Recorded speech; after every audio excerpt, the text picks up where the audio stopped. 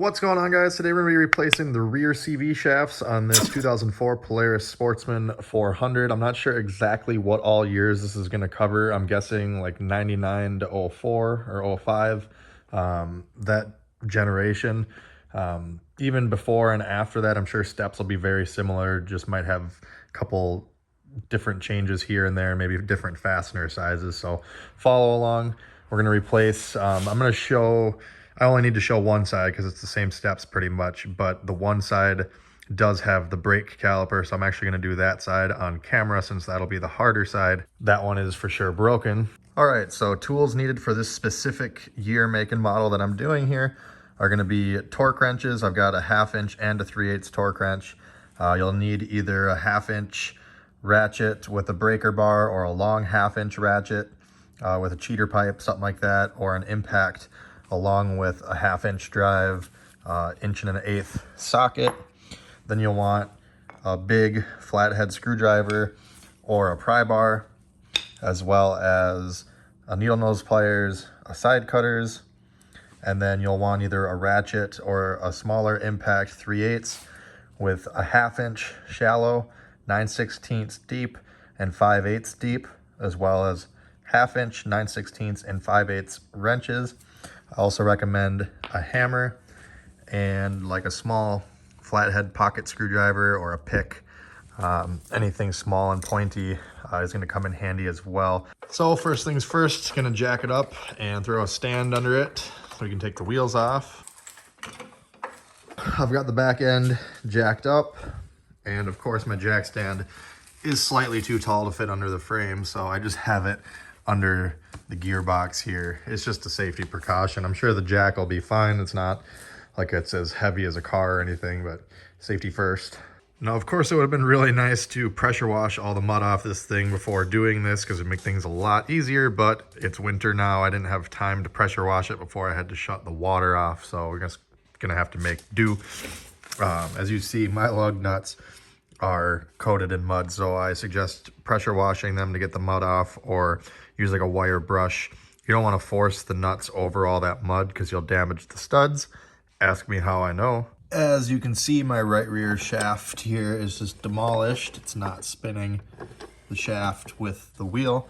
I'm going to actually just replace both of them, and then I'll keep the good used one for a spare. So to remove the wheels, we're using a 9/16 socket. Luckily, my lug nuts, even though I don't have a wire brush or a pressure washer available, my lug nuts are pretty much flush with the studs, so I don't need to worry about damaging them. If you don't have a 9/16 socket, you might be able to get away with a 14 millimeter.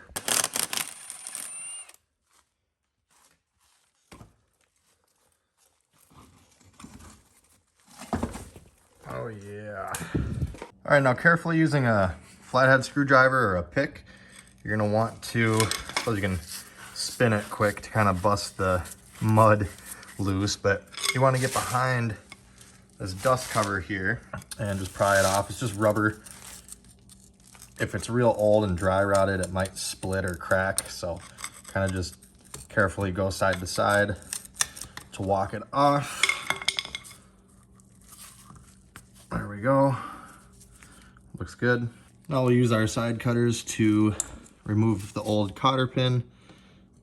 My new axle shaft came with new cotter pins, so I'm not too concerned with being able to save these. I'm more concerned with just getting it out.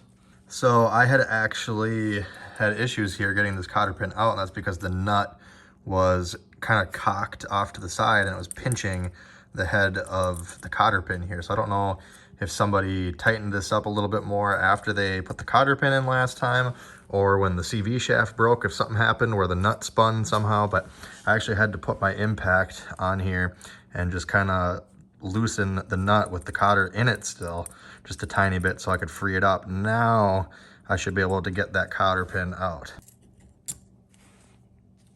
Now real quick, as we continue on here, there's going to be miscellaneous things like bushings, pins, bolts, seals, a couple like wear items throughout this video where if you want to replace them, now would be a good time to do it. But in this video, I'm only showing how to replace the CV shaft itself. So you'll have to find other videos if you're interested in changing out those other items. However, I will list in the video description Couple of miscellaneous parts like I mentioned, as well as the CV shaft that I used. So now we need to remove this axle nut. Now 1 1/16 for me is too small.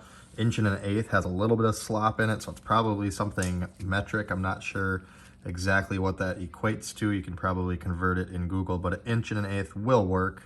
Now if you don't have an impact gun like this, you'll want to remove the dust cover and crack this loose with a ratchet and a cheater pipe before you jack up the wheeler. You'll want to do this with the tire still on because you'll need to crack that free using friction. Same with probably the lug nuts.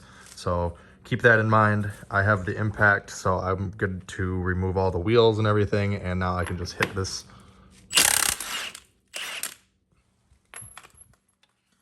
Remove that castle nut. And for some reason, both of my old CV shafts had 2 washers on them. The new ones only have 1. Kind of odd. Now we can't get the hub off yet until we get the brakes off. The way to remove the caliper is to remove this 1/2-inch head bolt here. And then there's another one underneath that's a little bit difficult to get to because this control arm here is in the way, but it's right there. So you don't get a whole lot of room. You probably can't get a socket in there. The bottom one, I'm going to use a wrench, and on the top side, I'm going to use just my shallow socket with a ratchet.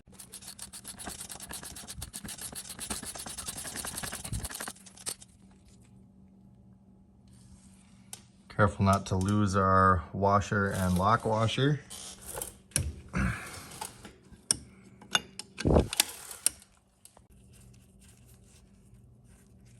Again, be careful not to lose your washers. Looks like whoever had this one apart last lost the lock washer.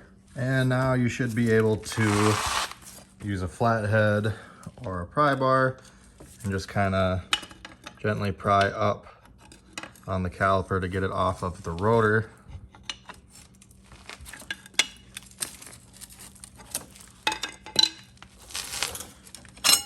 There we go. Make sure not to lose your pads. Now would be a good time to change them, but I don't have new pads and I just want to get this done, so probably change these in the spring. Typically on cars and trucks, I would use a bungee cord to hold the caliper up out of the way because I don't like to dangle them from the lines, but this caliper literally weighs almost nothing because it's aluminum, it's very small, and my lines are actually in good shape, so I'm not too concerned. I'm just going to kind of let it hang over there, but feel free to tie it up. Now we should be able to remove the hub. Now's a good time to replace your rotor if you need to. It's just held on by 4 bolts. But I'm gonna go ahead and kind of scrape all the mud off everything while I'm taking it apart so it goes together nice. Now we'll remove the upper control arm bolt, which will be a 9/16 on both sides. So I'll use my wrench and my impact.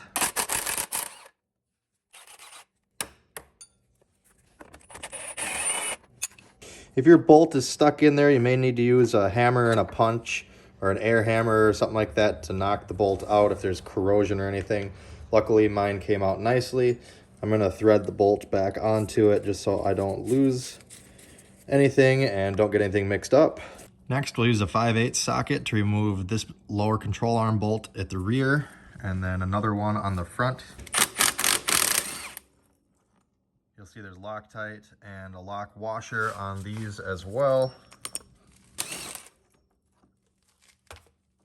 Now you don't have to do this part, but I highly recommend it. It just makes it quite a bit easier. Just take 2 extra little steps here.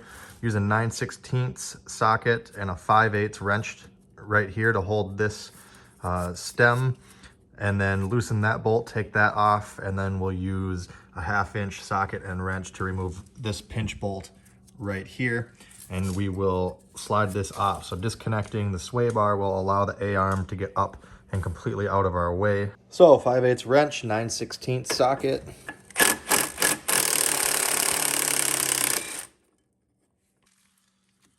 Carefully remove everything. There's going to be another washer and rubber bushing inside of here we don't want to lose. And now we can remove our 1/2-inch bolt here.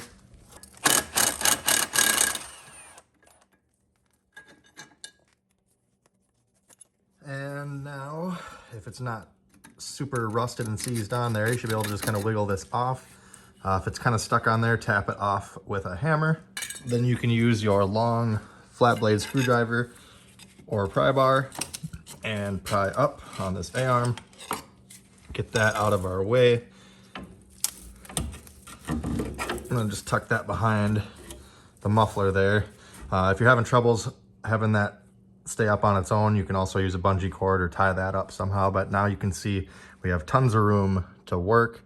Now we need to remove this front and rear pin on the lower arms, lower control arms. I'm gonna use my big flathead. I don't know how brittle these are because I'm not sure how old they are, but I just get behind it and kind of walk it out just a little bit and then go to the other side because I'm not looking to really replace anything more than I have to right now. So I don't want to break these. And you can tell they're a little brittle and plasticky, but work it out like that. And then once you get the bushing out, you can use a needle nose and just wiggle and pull to get these pins out. Repeat the same steps on the other side.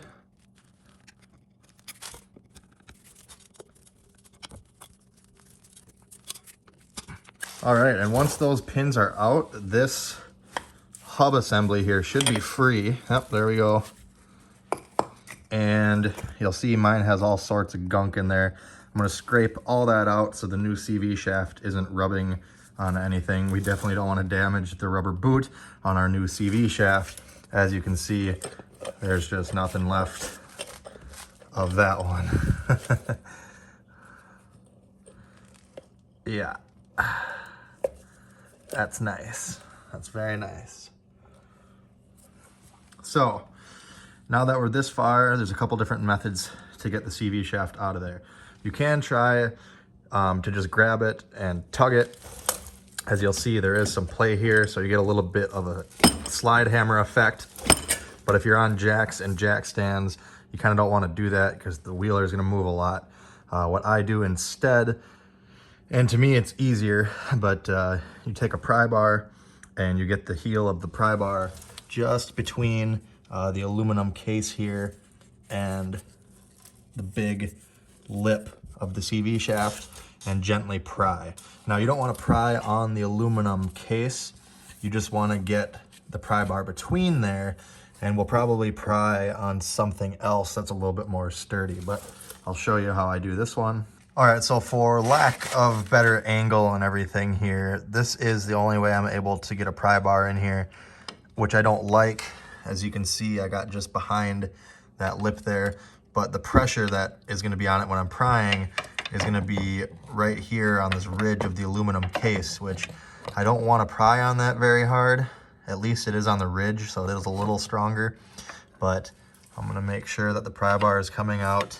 You don't wanna have it at an angle like this, because then I'm prying on this angled support here. I wanna have a straight shot right underneath the upper control arm. Do this at your own risk. Don't want to damage this. You don't want to pry hard on it. I'm going to go just a little bit and see what happens. Also helps, I'm going to use two hands here. So what I'm going to do is you'll see when I'm prying on it, it's kind of cocking the CV shaft off to one side. So with one hand, I'm going to kind of hold it and keep it steady and pull. And with the other hand, I'm going to use the pry bar and just kind of try and jiggle it out of there.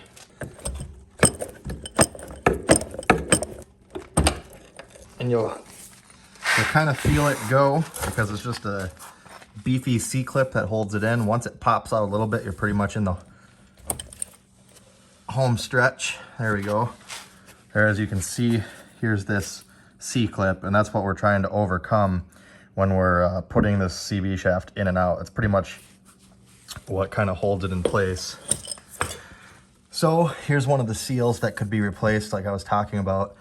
Mine are dry. Hopefully doing this isn't going to disrupt them. Like I said, I just want to get mine back together, but now's a good time to replace that seal if yours is leaking or if you just want to do it as preventative maintenance. Now, typically I would say to line up your CV shaft, your new one and your old one, to make sure they're roughly the same length, but because mine is destroyed, that's kind of hard to do. So in this instance, since I'm replacing both rears, I lined up the other used good one with one of the new ones, and it was correct. Mine supposedly uses the same shaft for both sides. So all we need to do really is make sure that the spline count on the ends is the same and on that end as well. Also make sure that your new one has the C-clip on it. Now, if there's a bunch of dirt and stuff in here, go ahead and wipe it out. This shiny surface in there is actually the CV shaft from the other side that is now visible from this side now that we have this one out. You can go ahead and use some anti-seize or something just to kind of lube things up in here if you want. I don't recommend using silver anti-seize because the silver anti-seize has little shavings of actual metal in it that are, steel pretty much. And if you use that on a moving surface, it can kind of wear in. So if you're gonna use anti-seize, I recommend using the copper anti-seize. I'm just gonna use a little bit of this Silglide grease, just a grease lubricant from Napa. I'm just gonna put a little bit on there and a little bit on the splines of the new CV shaft. Nothing crazy, just a little bit to help with assembly.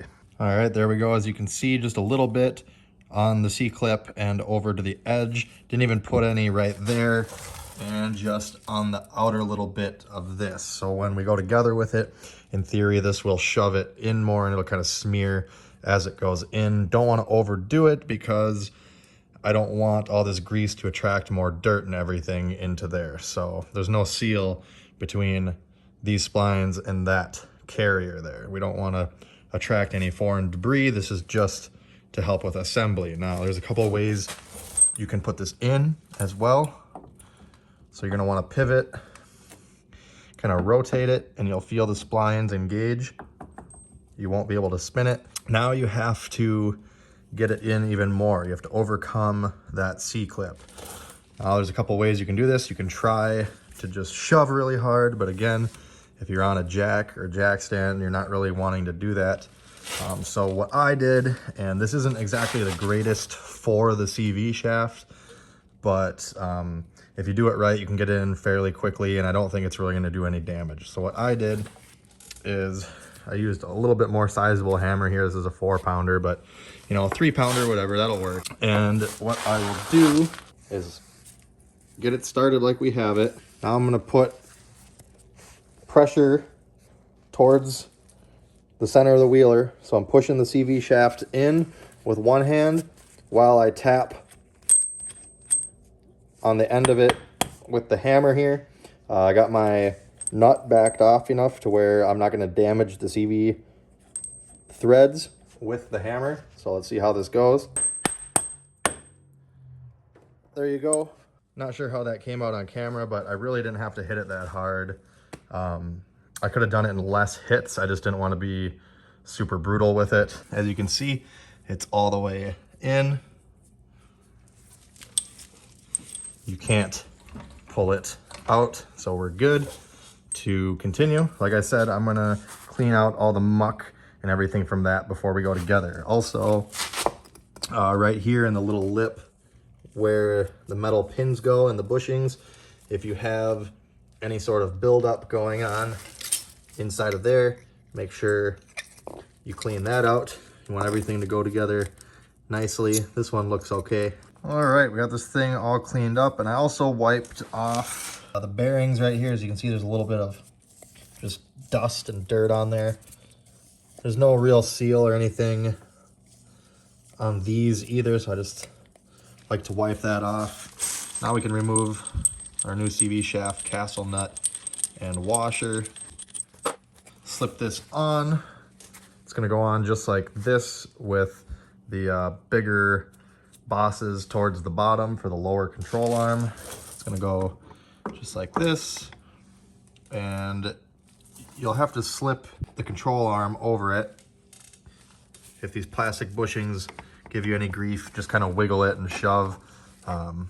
You'll eventually get it. They might be a little snug, but nothing you can't overcome. So now I'm gonna go ahead and reinstall the pins and bushings.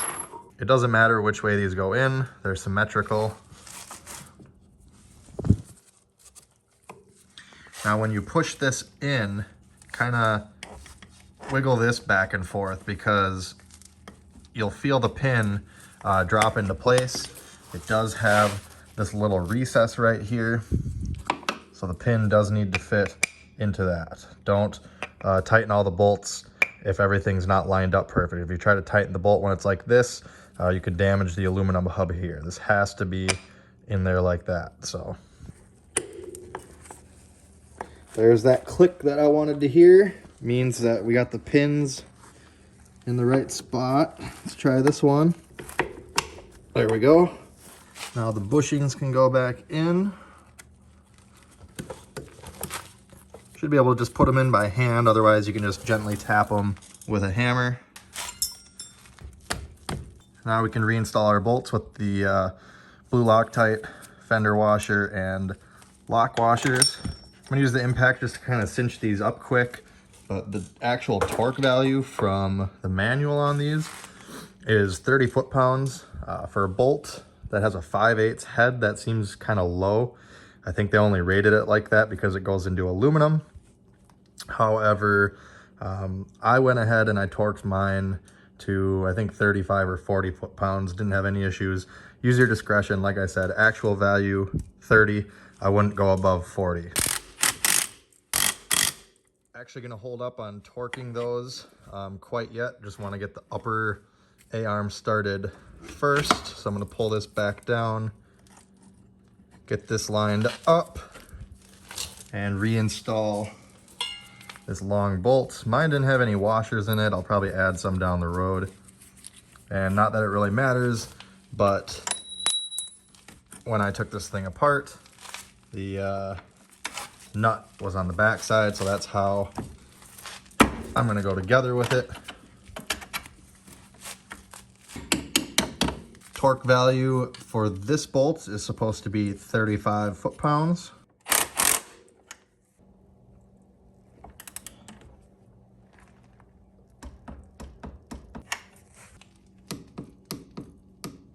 That's 40, as you can see, zero problem.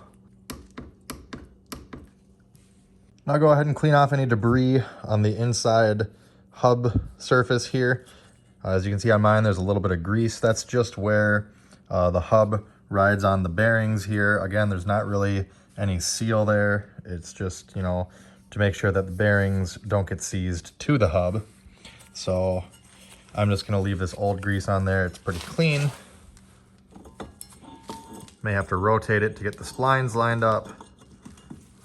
And then lift it and shove inward. There we go. Now we can go ahead and install our new washer and castle nut. All right, now before we get too carried away with tightening that, we're gonna go ahead and reinstall the brake caliper. Make sure your lines don't get all hung up on things that they shouldn't be. Make sure nothing's kinked. Make sure that this threaded bracket right here for the caliper goes between the rotor and the ears on the hub here. And then we'll separate the pads away from each other just enough to slip them over the rotor. Once you get it started, if you're having a little bit of a tough time, you can gently tap it with a hammer. Don't want to hit anything too hard, as the caliper is just aluminum and you don't want to crack it. Now take our 2 1/2-inch head bolts that we removed to get the caliper off and put them in their respective holes. Now you may have to wiggle the caliper back and forth while you're pushing on the bolt, and then you'll feel it kind of drop into place.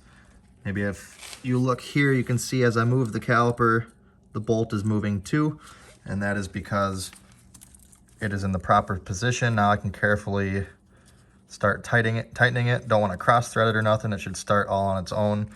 Again, wiggle the caliper as you're pushing and tightening the bolt. And whichever caliper bolt you put in first, don't snug it down all the way yet. You want to be able to kind of wiggle the caliper still so you can get the other bolt started.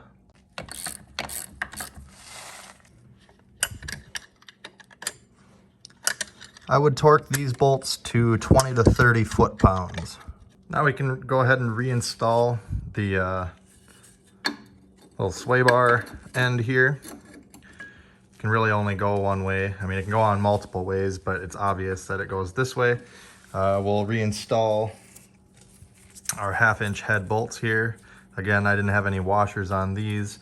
Doesn't really matter, but the bolt came from the top side, so that's how I'm gonna put it back in there. I don't have a torque value for these. I would say no more than 20-25 foot-pounds.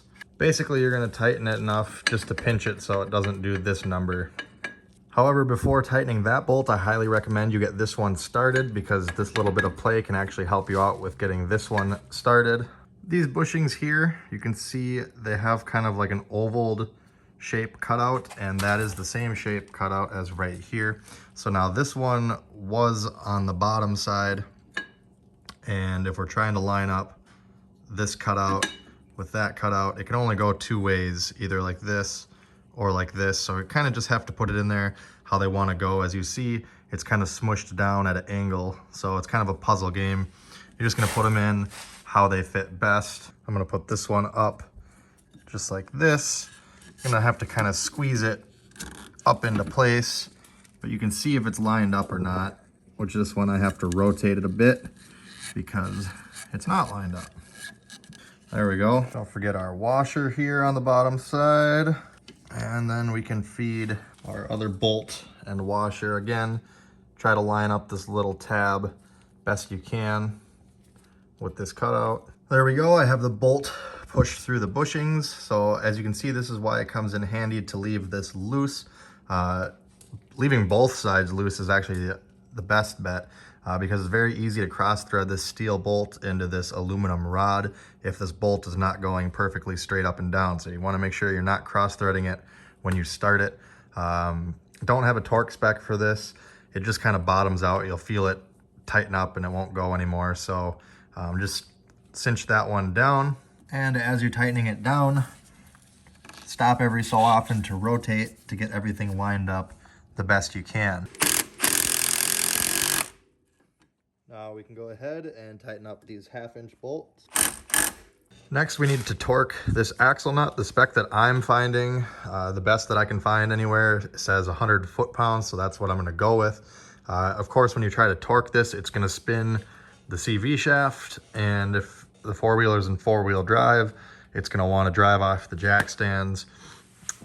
So the best way to do it here is hit the brake lever a couple times and then set the brake lock, and hopefully that's enough to lock it in place for us. If for some reason it won't hold for you, having a second person squeeze the brake lever may help. There's my 100 foot-pounds. Now, as you'll see, mine has cross-drilled, so there's a drill hole going up and down and side to side for the cotter pin. You can see that the side-to-side one does line up. If you only have one cotter pin hole and it doesn't line up like this, I would tighten the nut a little bit more, just advance it just to the closest hole. I wouldn't back it off, because they do want that 100 foot-pounds of preload on the bearing. So like I said, if you got to do it a little tighter, go a little tighter, and then pop your pin in. All right, got our cotter pin all bent over. It's not going anywhere. Now we're gonna make sure that the dust cover, all the muck is out of the lip there, and any dirt or anything in this lip is cleared out. And then we're gonna go ahead and pop this on. Now mine, I don't know if they're all like this, but it's pretty thick and it's older rubber, so it's not very pliable. So you might not be able to just shove it on. What I had to do is kind of get the bottom started, and then I tapped it on with a hammer the rest of the way. And when I get it on all the way, I like to give it a couple twists, just make sure it's in the groove there.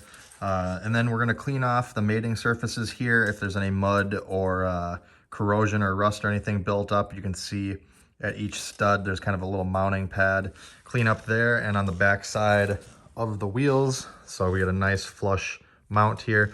Now, I wouldn't put the wheel on if you're gonna do the other side, because you may need to lower and raise the suspension a bit.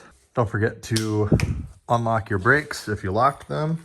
Now, as a last-ditch effort, if you don't have anybody to hit the brakes for you and the brakes aren't holding on their own, you can thread the nuts on to protect the threads and then use a pry bar. Obviously, when you go to torque the nut in the center here, you're going to be pushing down, you're tightening clockwise, so this is going to want to rotate this direction. So what I've done is you can set up a beefier pry bar. You're going to come under the frontmost stud and above the rearmost stud, and then I got a handle of the bar on the jack stand. So when you go to torque that nut, it's going to put pressure on this bar. It might bend a little bit right here. This is definitely not the best or safest way, but you will be able to get a torque out of this if all other methods fail. Now we can reinstall our wheels and tighten our lug nuts here. The spec that I was finding for these steel wheels with the two-piece nuts, the flange nuts, the torque spec is only like 20 or 27 foot-pounds, which sounds ridiculously low to me.